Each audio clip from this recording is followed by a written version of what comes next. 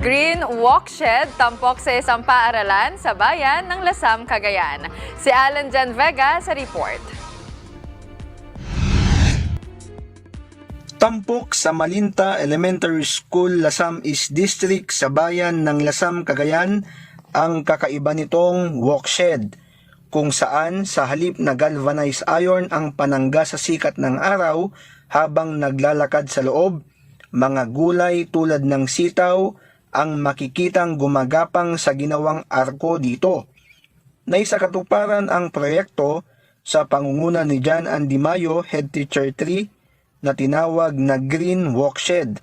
Ayon kay Sir Mayo, ang Green Walkshed ay nakapaloob sa kanilang Project Give o Green Alley with Vegetables, kung saan hindi na kakailanganin pa ng payong pagpasok sa loob ng paaralan.